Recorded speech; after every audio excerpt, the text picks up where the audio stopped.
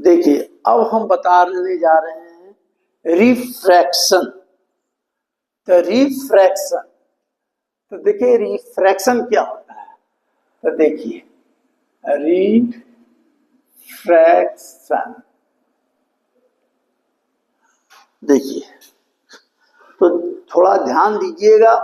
अभी तो रिफ्लेक्शन जो पढ़ना था वो पढ़े आप वहां। तो रिफ्रैक्शन कहता है क्या, when a ray of light is incident on a when a ray of light is incident on a different types of the media, the bending of light is called a reflection. कोई पूछेगा reflection क्या है, वो reflection क्या होता था कि when a ray of light after reflection bend towards the same direction, that is a reflection. लेकिन रिफ्रैक्शन में क्या होता है कि when a ray of light is incident on a different types of the media, तो bending of light तो bend हो गया, दैट इज ए रिफ्रैक्शन। अब कंडीशन है कि मान लीजिए कि एक रेयर मीडियम होता है, एक होता है डेंसर मीडियम। रेयर होता है एयर, डेंसर होता है ग्लास मान लो। अब कंडीशन आ गया कि when a ray of light is incident on a rarer to denser medium, अगर रेयर से डेंसर मीडियम में जा रहा है कोई रे ऑफ लाइट, ठीक है, तो it bend towards a normal, ये नॉर्मल है, ठीक है, ये नॉर्मल है। ये एंगल ऑफ इंसिडेंस हो गया, ये रिफ्रैक्टेड रे हो गया, समझिए। तो हम रिफ्रैक्शन क्या हो गया, तो रिफ्रैक्शन क्या है, तो it is A bending of light. अब बेंडिंग ऑफ लाइट को हम लोग रिफ्रैक्शन बोले, ठीक है। तो देखिए अब रही सवाल कि कोई रेयर मीडियम है और कोई डेंसर मीडियम है। तो कहता है क्या कि when a ray of light is incident on a rarer medium, अगर डेंसर में जाएगा तो बेंड टुवर्ड्स ए नॉर्मल रहेगा। अगर कोई डेंसर से, मान लो अब इधर से ग्लास ये है, ग्लास है तो ग्लास है ये है, अगर यहां से जाएगा तो it goes away from normal, normal ही है तो नॉर्मल से दूर भागा ना, तो ये हो गया। तो पहला क्या कंडीशन हो गया कि when a ray of light passes from the rarer to denser, it bend towards the normal, और डेंसर से रेयर जाएगा अवे फ्रॉम नॉर्मल, समझिए। तो ये हो गया रिफ्रैक्शन। अब रही सवाल कि देखिए इस केस में भी डेविएशन कितना होगा, तो देखिए इस केस में भी डेविएशन कितना होगा, तो इसको देखिए जाना चाहिए था किधर, इधर जाना चाहिए था, ठीक है, इधर जाना चाहिए था, ये घूम गया इधर। तो हम जानते हैं कि इसमें I is not equal to R होता है, याद रखिएगा, ठीक है। तो ए एंगल डेविएट किया इतना, इसको डेविएशन को डेल से करते हैं, और हम जानते हैं कि A angle vertically opposite angle है, तो दोनों इक्वल होगा ना। तो हम लोग आई बराबर आर प्लस डेल कर दें, तो डेल बराबर क्या होगा, आई माइनस आर। तो ए डेविएशन बाई रिफ्रैक्शन हो गया, डेविएशन बाय रिफ्रैक्शन हुआ, और डेविएशन बाय रिफ्लेक्शन क्या बताए थे, 180 माइनस 2i। ये सब याद रखिएगा आप, समझे, ये आप याद रखिएगा। तो डेविएशन इस केस में ये हो गया, तो डेविएशन निकल गया। अब रही सवाल की, देखिए अब इसमें कहता है क्या कि दो लॉ है। पहला इसका लॉ क्या है, तो इसका लॉ है कि angle of incidence, angle of refraction, angle of refraction और normal lies in same plane. फिर it is a ratio of sine of angle of incidence, sine of angle of incidence to the sine of angle of refraction. Refraction is always constant, always constant, separating between the two media, that is a refractive index। क्या बोले, Sine of angle of incidence to the sine of angle of refraction is always constant. Separating between two media, that is a always constant, that is a refractive index. उसको कहते हैं refractive index. इसको कहीं पर देखे, मान लीजिए air है तो μ1 की μ2, तो लिखा हुआ रहेगा ऐसे μ2 बाई μ1। एयर के लिए क्या होता है 1, एयर के लिए 1। अब ग्लास के लिए, ग्लास मान लो है तो 3/2, इसको ए म्यू जी पढ़ते हैं, याद रखना 3/2 याद रखना। ग्लास के लिए इसको पढ़ते हैं क्या, refractive index of glass with respect to air, और इसको पढ़ते हैं refractive index of water with respect to air. ये वैल्यू होता है, ये 1.5 होता है, आई होता है 1.33। अब इसका एयर के लिए 1 होता है, तो कौन बड़ा है ए, तो ये डेंसर हो गया, ग्लास डेंसर हो गया, एयर रेयर मीडियम कहलाएगा, वाटर डेंसर मीडियम होगा। तो आपको ये चीज हो गया, आ गया रिफ्रैक्शन, तो रिफ्रैक्शन लिख दीजिए। इसी को कहते हैं हम लोग, दो लॉ है कि इंसिडेंट रे, रिफ्रैक्टेड रे और normal lies in same plane. फिर उसमें दूसरा लिख दीजिएगा कि it is a ratio of sine of angle of incident to the sine of angle of refraction is always constant separating between two media, that is a refractive index. अब रही सवाल कि रिफ्रैक्टिव इंडेक्स का law हो गया, इसी को हम लोग बोलते हैं स्नेल लॉ। अगर ऐसा नहीं कि स्नेल्स लॉ आया तो ये लिख दीजिएगा। अब ये चीज तो आपको समझ में आ गया, ये हो गया। अब यहीं पर आता है कि देखिए हिसाब बनाने के लिए ये भी होता है। अभी हम क्या बोले हैं कि देखिए एयर से, मतलब एयर से डेंसर में ग्लास में गया, अगर इसको उलट दीजिएगा, ये सब समझ लीजिए, हिसाब बनाने में आपको देगा। अगर मान लीजिए ए म्यू जी बराबर sine i by sine r है, इसको उल्टा कर दीजिए तो ये साइन आर हो जाएगा और ये साइन आई हो जाएगा। इसको पढ़ेंगे refractive index of air with respect to glass, उल्टा हो जाता है। अच्छा, उल्टा हो जाता है। अब हिसाब बनाने के लिए आपको क्या आएगा, तो देखिए अभी हम बताएं, ये सब दिमाग में आप एकदम बैठा लीजिए जो बता रहे हैं। किसी किताब में n करके लिखा है, ऐसे ऐसे भी लिखा है n2 बाई n1, समझे? तो जैसे लिखे, हम जो लिखे हैं ऐसे लिखे हैं। अब रही सवाल कि म्यू बराबर क्या हो गया, तो ये फॉर्मूला हुआ, तो इसको हम लोग लिखते हैं, ईयर में था इसलिए इसको VA बाई VM कर दिया। ए म्यू जी साइन आई कहाँ था, एयर में, ई कहाँ था, ग्लास में, तो mu equal to VA by VM। तो कोई बच्चा से पूछा कि रिफ्रैक्टिव इंडेक्स क्या है, रिफ्रैक्टिव इंडेक्स, तो ये भी बोल दिया कि ये ratio of velocity of light in air to the velocity of light in medium, that is same, माने दोनों सेम है। अच्छा, तो ये भी याद रख लीजिएगा, म्यू क्या है, तो it is a ratio of velocity of light in air to the velocity of light in medium. तो वेलोसिटी ऑफ लाइट कितना होता है, इतना, मीडियम छोड़ देने का, म्यू का वैल्यू जैसा रहेगा वैसा बैठा देना। तो इस सब पर प्रॉब्लम बनेगा। अब आपको हम बताते हैं, देखिए अब आता है क्या, इस समझ में आया रिफ्रैक्शन ए। अब आता है इसमें, देखिए आपको हम बताते हैं,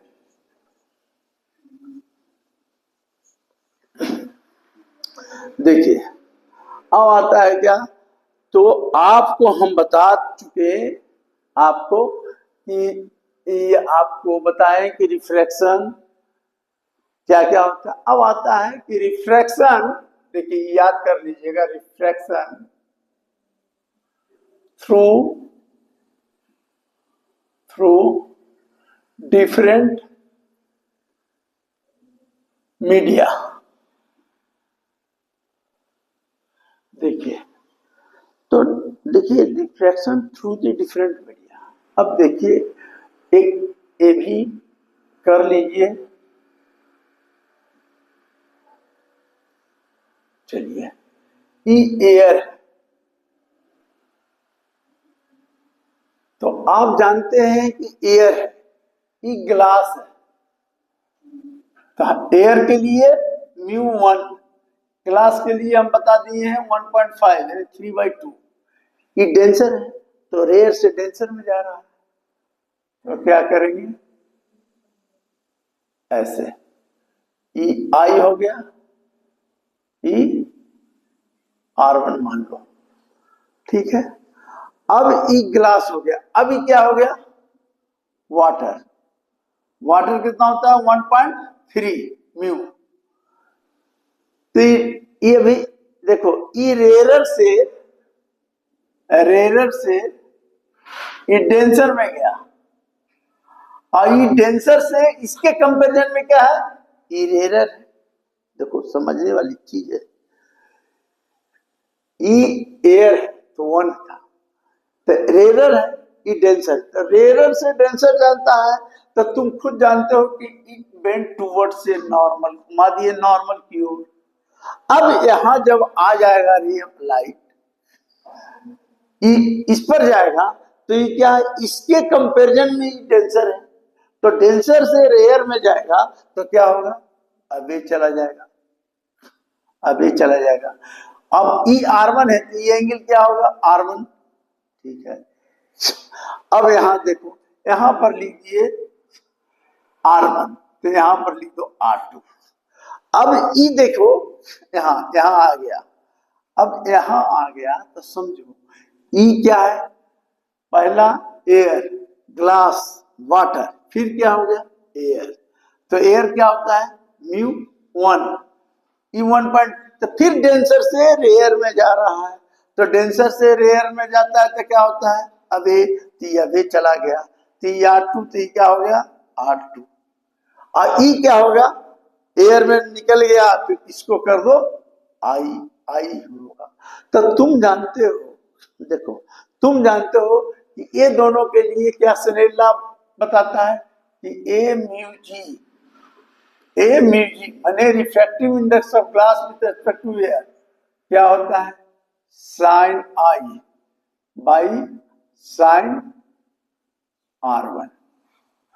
अब इससे इसमें गया तो क्या हो जाएगा, देखो तब तुम अब देखो, ये हो गया जी म्यू डब्ल्यू माने refractive index of water with respect to, तो क्या हो जाएगा साइन R1 बाई साइन क्या हो जाएगा, ये R2 हो जाएगा। फिर करोगे, यहां से यहां गया तो क्या कर दोगे म्यू ए, तो ई हो जाएगा sign R2 by sine R1। अब तुम देखो, तो तुम देखते जाओ, तो A mu G mu omega into mega mu A बराबर क्या हो जाएगा, सब कट जाएगा, यही हो जाएगा ना, हाँ सब कट जाएगा, मल्टीप्लाई कर दोगे तो सब कट जाएगा, समझे। तो आ गया रिजल्ट ए। तो ये फार्मूला याद रखिए, बहुत इंपॉर्टेंट फार्मूला है, क्या है ये एकदम याद रखिएगा, समझे। Refraction through the different media. अब देखो आपको हमेशा ये चीज याद रखना है, देखिए कैसे, ए ऑर्डर से A mu G mu W into W mu A बराबर 1, और परीक्षा में ए म्यू जी कितना हो गया 3/2, और ए म्यू वाटर बराबर क्या होता है, सुन लीजिए 4/3।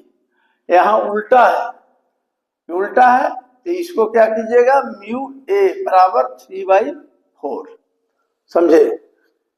यो मन उलट देंगे तो ऐसे होगा, तो इसका यूज बहुत होता है, समझे। तो refraction through the different media. अब देखो एक चीज और बताते हैं, अभी देखिए अब आता है इसमें, आता है क्या, देखिए अब आपको पढ़ना है, देखिए क्रिटिकल वेलोसिटी, क्रिटिकल वेलोसिटी है, इसको भी समझिए, समझिएगा तो ज्यादा आपको बेनिफिट होगा। तो क्रिटिकल वेलोसिटी क्या होता है, तब बोलिएगा कि वे ई हो गया एयर माने रेयर, आई क्या हो गया डेंसर, जो भी बोलिए, डेंसर का मतलब ग्लास या वाटर कुछ भी ले लीजिए, रे ऑफ लाइट जाएगा ऐसे, ठीक है, it bends away from normal, normal से कहां गया, दूर गया, ये हो गया। तो पूछेगा कि क्रिटिकल एंगल किसको कहेंगे, तो देखिए समझिए, समझने के बाद आपको किसी तरह का दिक्कत नहीं होगा। तो कहिएगा क्या कि देखिए इस पर प्रॉब्लम भी बहुत बनता है, तो आपके दिमाग में जो हम फॉर्मूला बता रहे हैं एकदम कंसेप्ट दिमाग में बैठा लीजिएगा, किसी तरह का लाइट में प्रॉब्लम नहीं आएगा, और इससे ज्यादा परीक्षा में आता भी नहीं है। अब कहता है क्या, क्रिटिकल वेलोसिटी लीजिए, क्रिटिकल एंगल, देखिए क्रिटिकल एंगल क्या होता है, तो पहला बोलिए कि when a ray of light passes from denser to rare medium, ठीक है, denser to rare medium, for which particular angle, for which particular angle the angle of refraction, देखिए for which particular angle, angle of refraction becomes a 90 degree, such angle is called critical angle। अब देखिए critical angle किसको कहते हैं, तो कोई लिखेगा क्या कि when a ray of light passes from denser to rare medium, for which particular angle, जिस पर्टिकुलर एंगल के लिए the angle of refraction, angle of refraction becomes 90 degree, angle of refraction becomes 90 degree, अगर ये angle of refraction ऐसे हो जाए, यहां से ये 90 डिग्री होगा, जिस एंगल पर ये 90 डिग्री होगा दैट इज ए सीज क्रिटिकल एंगल।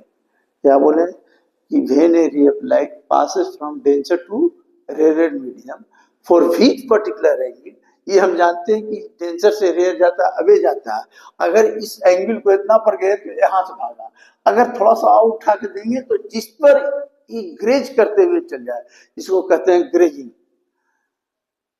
तो जिस एंगल पर वो ग्रेज करते हुए चल जाए और जिस एंगल पर angle of refraction becomes 90 degree, that angle is critical angle. Critical angle Snell law क्या है, साइन आई, साइन आई की जगह क्या लिखेंगे सी, साइन आर, आर की जगह क्या लिखेंगे 90 डिग्री, कहां से गया, ग्लास से एयर में गया, जब ऊपर से आता था तो क्या लिखते थे एम यू जी, माने refractive index of glass with respect to air.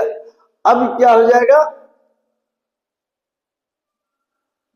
उल्टा, ये refractive index of air with respect to glass. अब देखिए यहां क्या होगा, साइन सी, साइन 90 डिग्री 1, तो जी म्यू ए, उलट दीजिए तो ए म्यू जी बराबर क्या हो जाएगा 1 by sine C, 1 by sine C, sine C को इधर ले आइए, तो रिफ्लेक्शन किसको कहते हैं, तो देखिए दे आर, आ गया परीक्षा में टोटल इंटरनल रिफ्लेक्शन, तो देखिए टोटल इंटरनल रिफ्लेक्शन क्या होता है, तो टोटल इंटरनल रिफ्लेक्शन पूछ दिया, तो कहिएगा कि there are two condition, there are two condition for total internal reflection. पहला क्या है, तो टोटल इंटरनल रिफ्लेक्शन के लिए कंडीशन है, पहला बोलिएगा कि ray should be pass from denser to